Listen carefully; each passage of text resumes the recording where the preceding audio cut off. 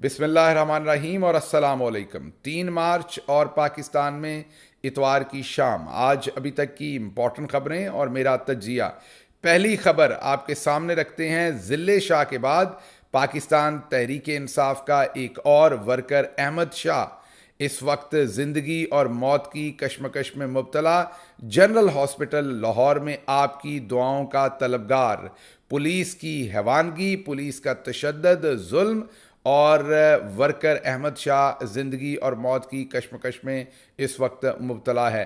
दूसरी खबर आपके सामने रखेंगे कि शहबाज शरीफ एक बार फिर जाली झूठे वज़ीर आज़म मुंतखब हुए हैं।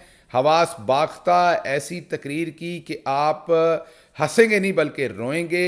नवाज शरीफ भी नाराज हुए, हाथ मिलाने से इनकार कर दिया, हाथ झटक दिया नवाज शरीफ ने शहबाज शरीफ का।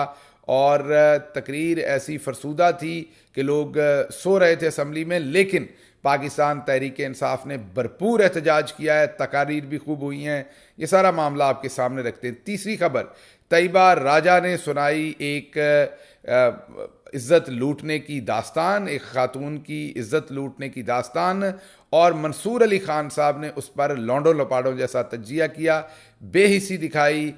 इसके ऊपर बात करेंगे। उसके बाद नवाज शरीफ साहब और जनरल बाजवा इक्वली पॉपुलर हो रहे हैं इंटरनेशनल मीडिया में, लेकिन किसी और वजह से नहीं बल्कि अपनी करप्शन की दास्तानों के ऊपर। और फिर इंटरनेशनल मीडिया ने शहबाज शरीफ को इलेक्ट होते ही कंट्रोवर्शियल प्राइम मिनिस्टर कह दिया। पूरी दुनिया को अब पता है कि ये जाली झूठा वज़ीर आज़म है जो मैंडेट चोरी के ऊपर जिसकी हुकूमत खड़ी है। इसके अलावा कुछ और ख़बरें हैं जो आपके सामने रखेंगे। पहली खबर की तफसील की तरफ आते हैं, लेकिन उससे पहले आपको याद करवाएं कि पाकिस्तान तब बदलेगा जब आप बदलेंगे। आप किसी भी झूठ फैलाने वाले शख्स को इंडोर्स मत कीजिए। अगर आपको लगता है कि हम सच बोलते हैं तो फिर हमें इंडोर्स कीजिए और सब्सक्राइब कीजिए, और अगर आपको अपोजिट लगता है तो बिल्कुल नहीं कीजिए।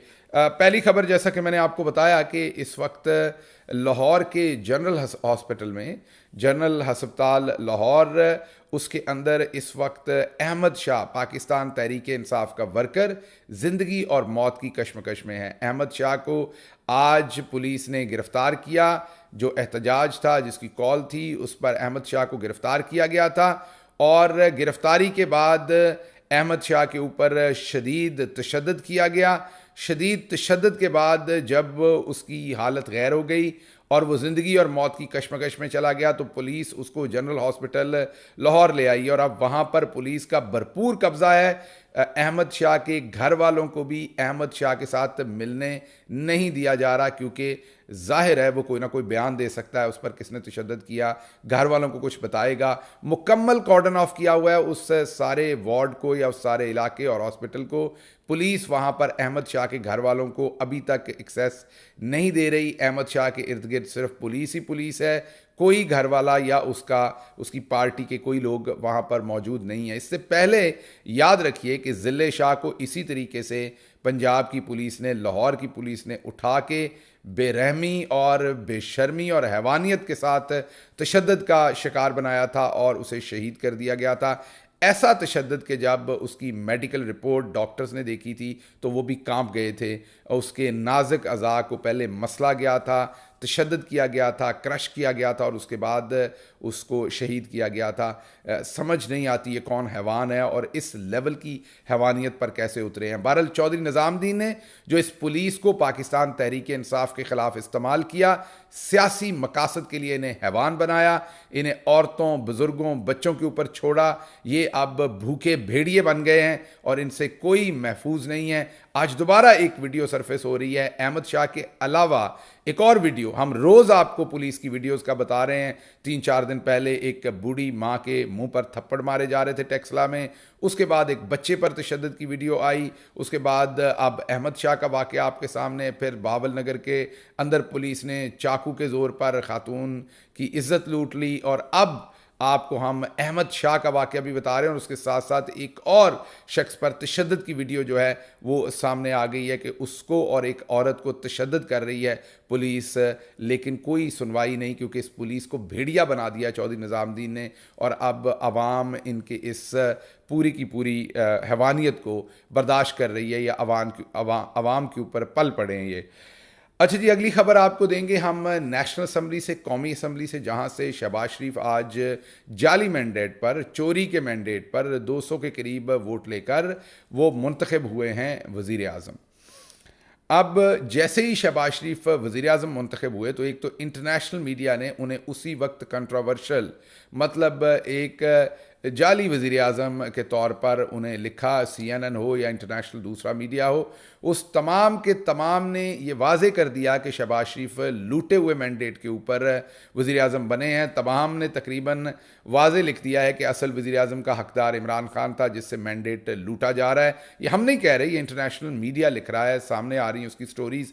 तो एक तो आप इस इंसान की क्रेडिबिलिटी, जो वैसे ही पहले ही बेचारा खोया खोया होता है, परेशान होता है, होश उड़े होते हैं, जोकरों जैसी माजरत के साथ वो हरकतें करते हैं, आज भी देख लें, कभी भी देख लें, एक पैरानॉइड किस्म की उनकी पर्सनालिटी है, हर वक्त किसी किसी किसी परेशानी में मुब्तला होते हैं वो हर वक्त।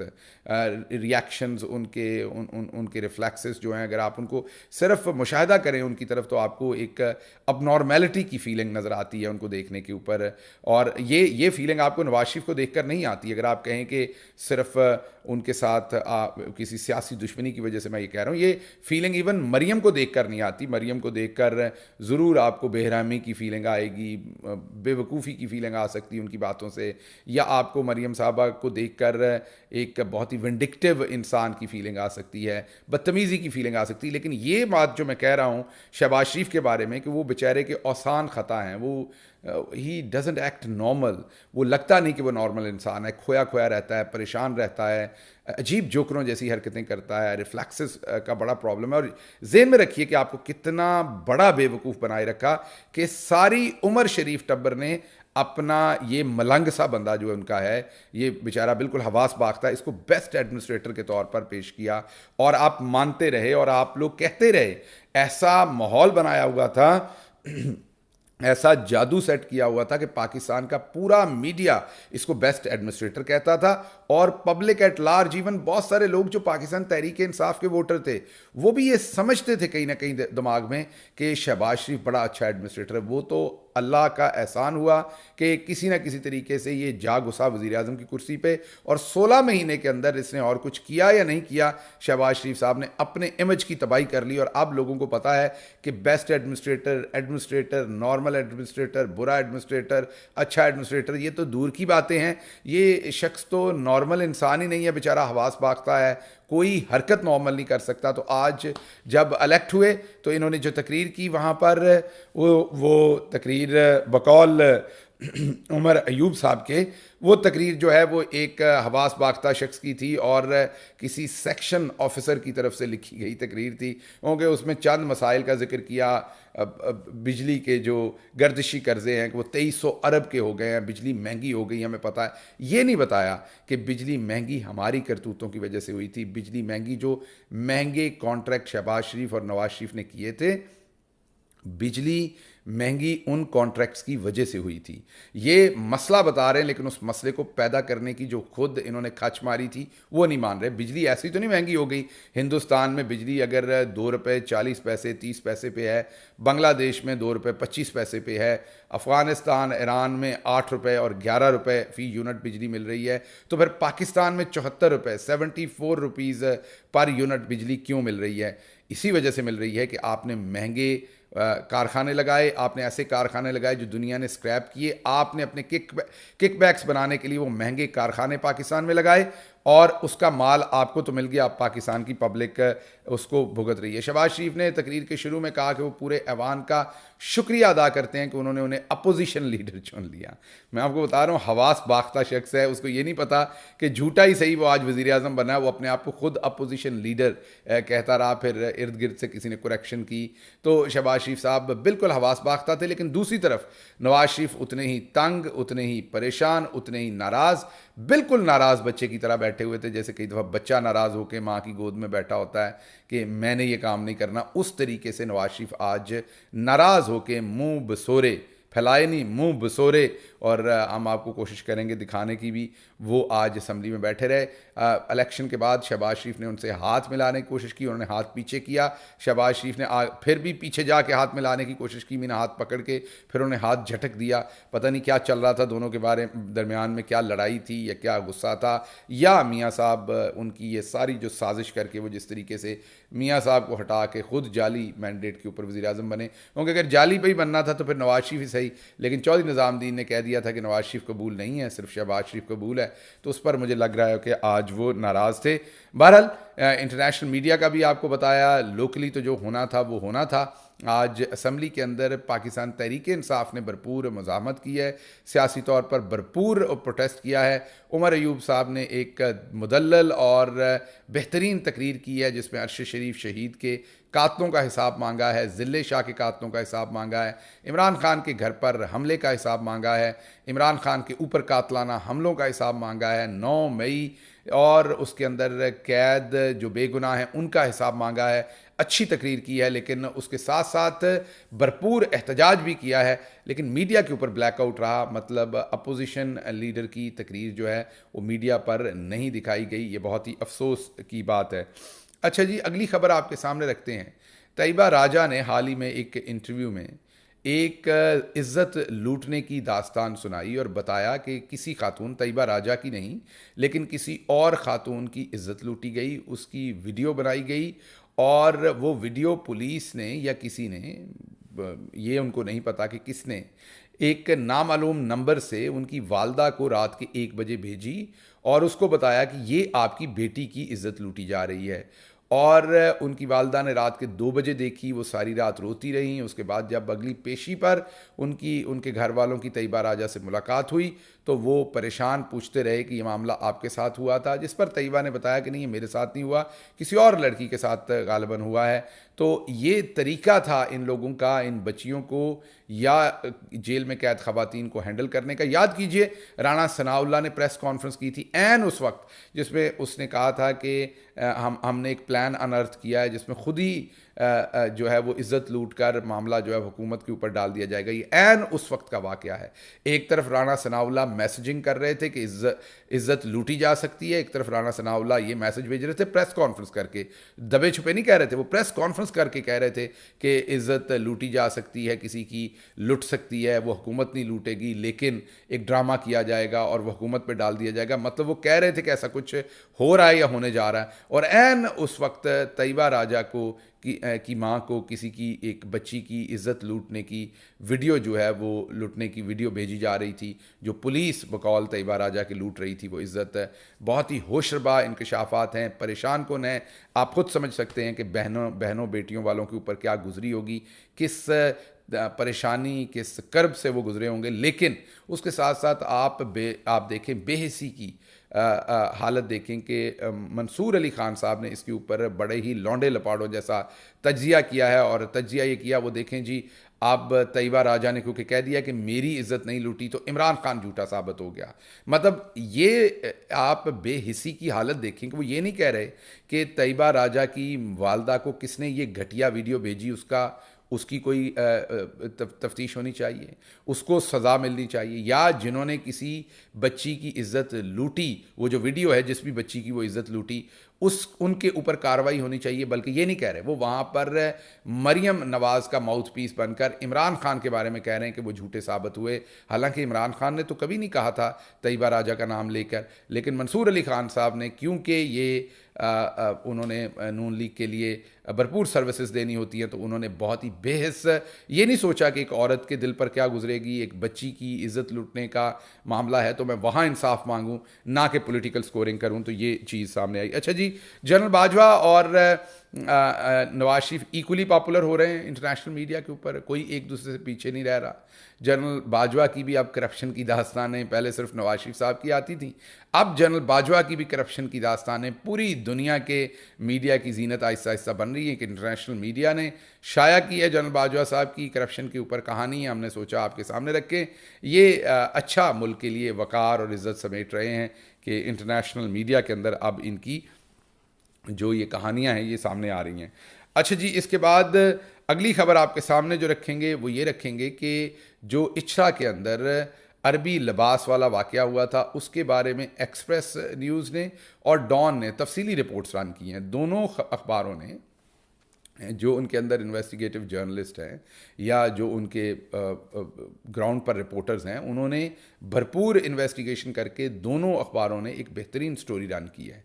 और दोनों अखबारों के मुताबिक मसला ये हुआ कि जब ये वाक़या हुआ तो वहाँ पर जो एसएचओ थे इचरा के, सबसे पहले वो पहुँचे, एक पढ़े लिखे नौजवान हैं वो, उन्होंने इस सारे मामले को असल में कंट्रोल किया, सारी सिचुएशन हैंडल की, तमाम मामलात को अपने अपने कंट्रोल में कर लिया। और जो मुतल्लिका एएसपी थे वहाँ पर फिर वो पहुँचे और उन्होंने भी, हालांकि हम उनको बड़ी तनकीद का, इर्तज़ा उनका नाम है, तनकीद का निशाना बनाते रहे हैं क्योंकि अब वो उनको शायद पीसीबी भी भेजा जा रहा है उनकी खिदमात के एवज़ उनको प्रॉपर फाइनेंशियल फ़ायदा देने के लिए, क्योंकि पीसीबी में तनख्वाह बहुत होगी।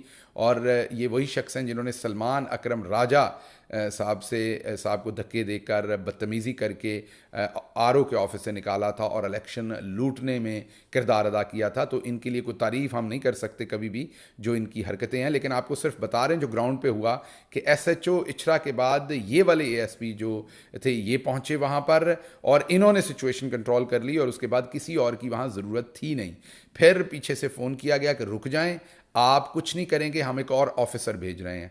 फिर ये जो मोहतरमा थी शेरबानो या शहरबानो जो नकवी, इनका इलाका नहीं था वो पुलिस का शायद, क्योंकि एएसपी अगर एक पहुंचे हुए हैं तो दूसरी एएसपी की कोई वजह समझ नहीं आती, क्योंकि इनकी टेरिटरीज होती हैं, इलाके होते हैं।